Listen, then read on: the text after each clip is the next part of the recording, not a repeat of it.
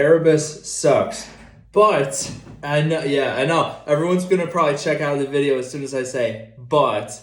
Erebus as a person in actual existence, if they were to exist, is an awful human being and should someone should probably do something to stop them from committing horrible atrocities. But Erebus is a fictional character. You know that, I know that, the guy next door knows that. Who doesn't know that? However, it's been on my mind recently when I was trying to come up with ideas for videos that I was thinking about Erebus, because it's, if you're anywhere into Warhammer, you're going to see so many people comment, that they hate Erebus sucks, and he does. Erebus is one of the worst people in the setting, but I feel like he's more of a plot device than an actual character when it comes to 40k, but in 30k, I would say he's a character. But that being said, I was really, I like Erebus. Fuck Erebus is what everyone says, and I concur. But Erebus as a character is really, really interesting to me.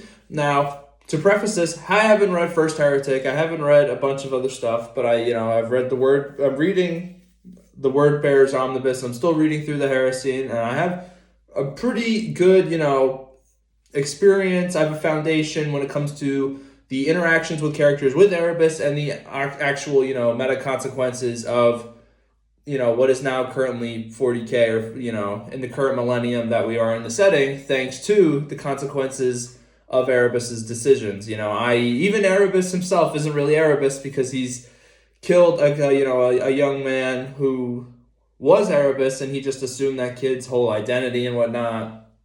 But to get back on topic, Erebus is a really, really cool character to me, because in modern settings and, in gritty settings and in any sort of literature, this doesn't have to be necessarily confined to 40k. I think a lot of times now authors and whoever's in charge of, shows, they like to really prop up complex villains. Like, let's say Homelander from The Boys, or Griffith, or anybody from any sort of media that you've watched.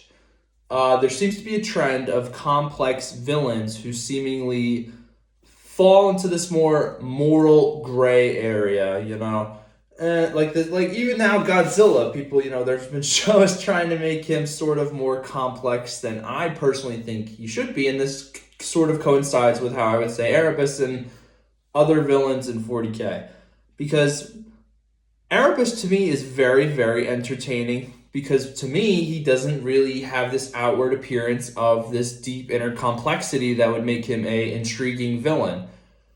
In 40k, you'd be hard-pressed to find a relatively good character. The setting is grim and dark. There's violence, and even the best of characters with the best meaning intentions still serve in a horrible regime that constantly does not care for its civilians and constantly, inflicts the worst forms of, conditions upon them, and they are left to suffer.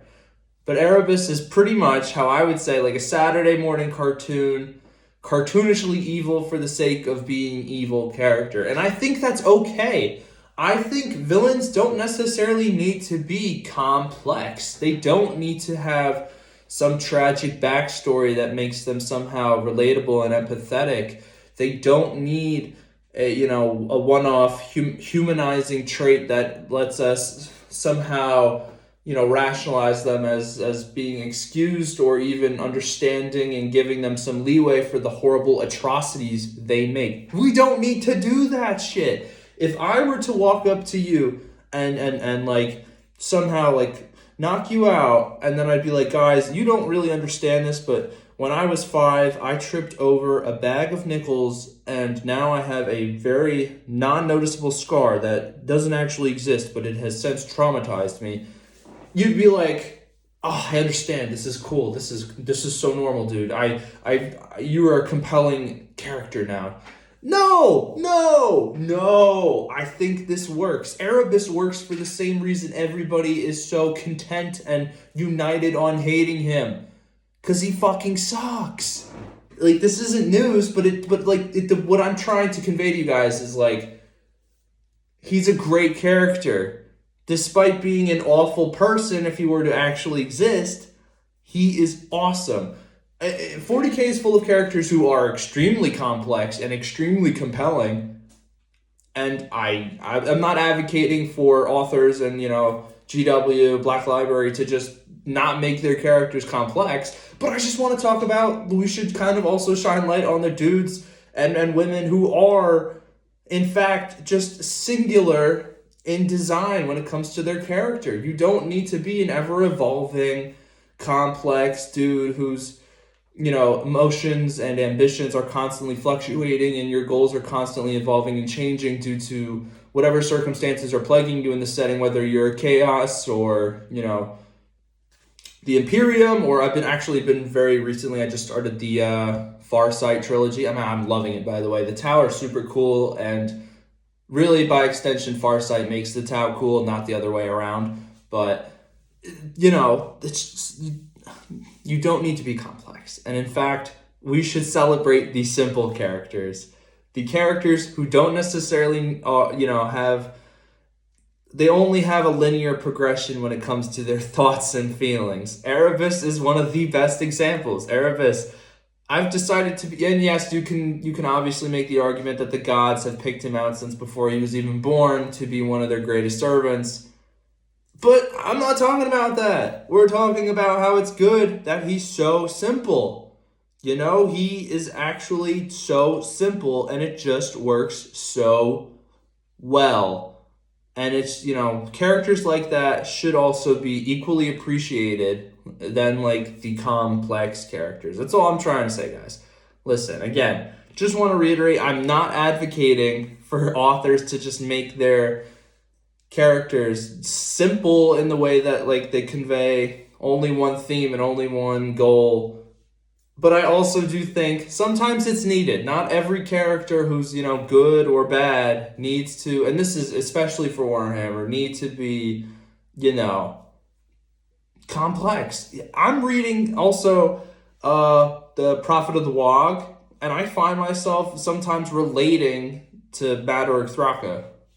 And I'm just like, I get it. Because he's complex, but he's a really good balance of having these goals and propping him up to be the Gork and Mork's prophet, but also an orc. Orcs are pretty linear in the way that they rationalize things and do things. They're simple and people think they're dumb, but they're not. They work. They work. Simple characters work. And complex characters work, y'all. But Erebus is the main point of what I was trying to make. Is Erebus is great at being evil. The best at being evil because he's so simple, and I would argue just not that complex to figure out. He's evil, he's looking out for himself, and now he's doing it for the gods because he can just secure his position in existence. And that's it. There's no other thing we need to worry about. That is all we ever need to concern ourselves with, and that's all we need to concern ourselves with ever when it comes to these titular characters we see in all the literature we read when it comes to Warhammer. Like, what do you think? Are these characters...